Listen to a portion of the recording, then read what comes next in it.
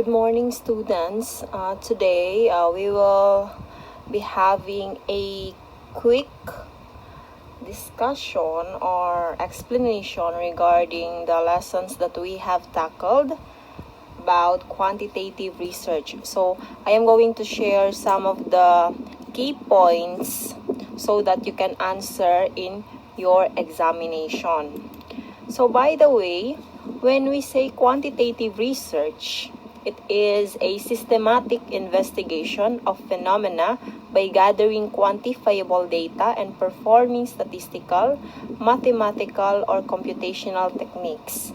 So when we say quantitative research, it collects information from existing and potential customers using sampling methods and sending out like online surveys, online polls, and questionnaires. So those are the examples of sampling methods when we are having or writing quantitative research. Now, one of the statements that best describes quantitative research is that the quantitative research proponents believe that the world or physical reality is explained by the laws of nature and science. Now, in sampling of quantitative research, it requires large number to represent the population. And another goal and purpose of quantitative research is to predict and establish relationships and generalize findings. So, on the other hand, when it comes to data collection techniques, quantitative research administers tests, survey questionnaires, experimentation, and the use of existing data sets. Now, you as a researcher, your main role in writing this kind or classification of research is that you should be objective, impartial, and detached. Now let's proceed to the different kinds. So the different types and kinds of quantitative research. Now, one of the experimental research is quasi-experimental, which is characterized by rigid manipulation of variables. It may also use control, but there is no randomization of participants. While in non-experimental research, one of the examples is the predictive. So when we say predictive, it is designed to forecast some event or phenomenon in the future without establishing a cause and effect relationship. That is predictive. Now, in terms of retrospective, it is also a non-experimental research which connotes time dimension that makes comparisons between the past as estimated by the data and the present for the cases in the data set. While in longitudinal, it is a non-experimental research time dimension that collects data starting at the present and is collected again sometime in the future. Now going back to the quantitative research key points.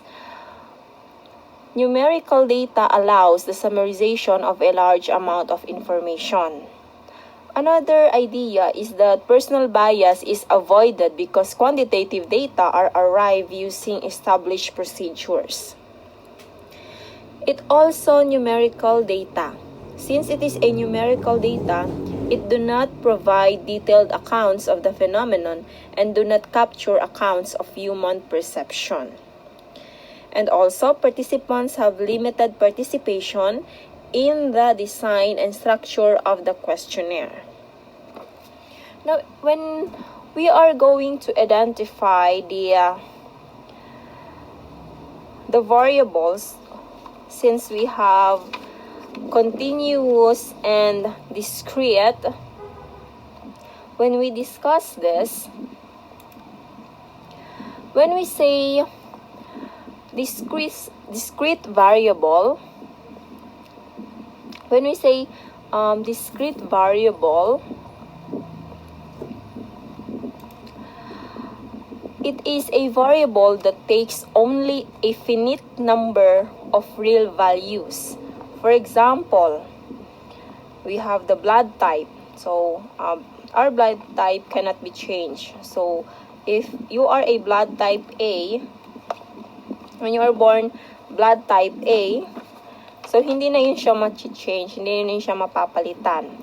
Another example of discrete is the class attendance. So that cannot be changed. And also your gender. So it cannot be changed even if you change it biologically, or even if you change it physically, you are still biologically, for example, male or female. Now, while in continuous variable, it is a variable whose value is obtained by measuring. For example, one which can take on an unaccountable set of values.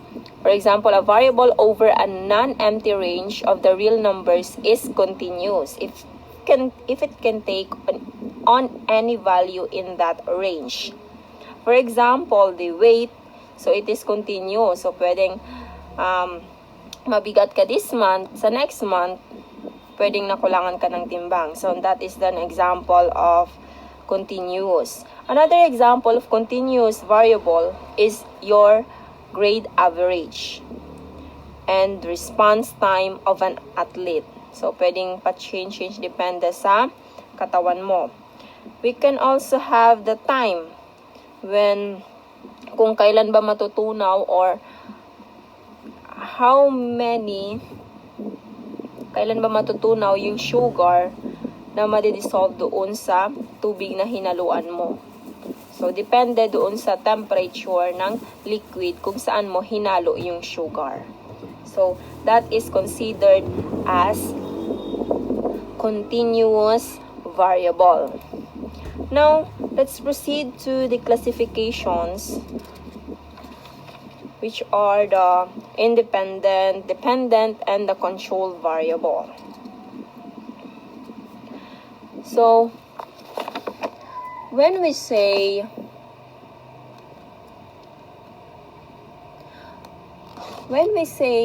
dependent variable, or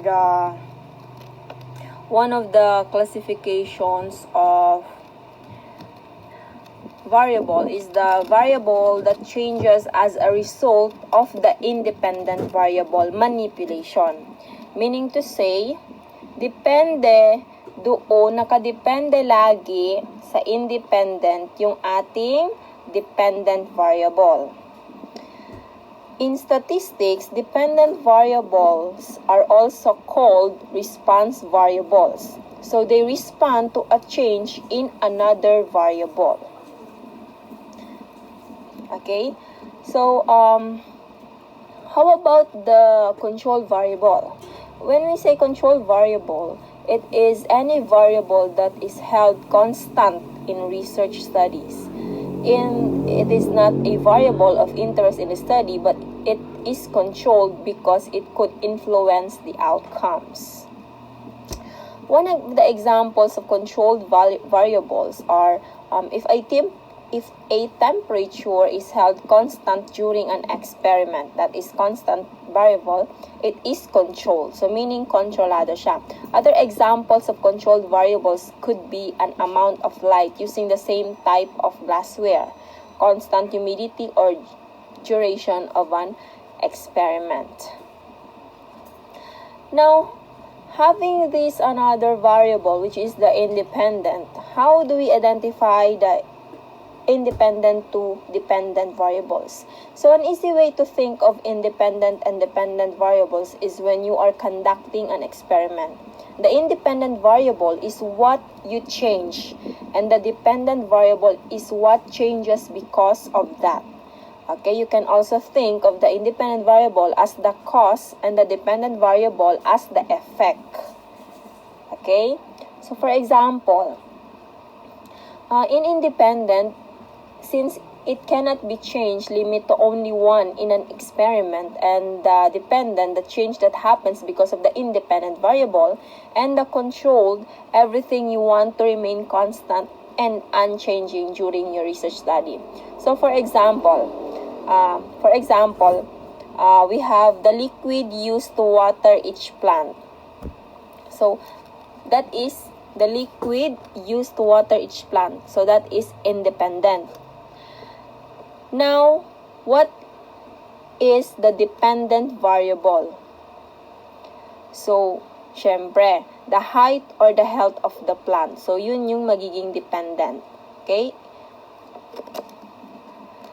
Next, so, for example, kapag mali yung measurement ng tubig na binus mo sa plant, nakadepende yung result niya. So, that will be dependent. Now, in controlled variable, for example, anong klaseng halaman, ano yung klaseng pot na ginamit mo, amount of liquid, soil, so that is the controlled variable.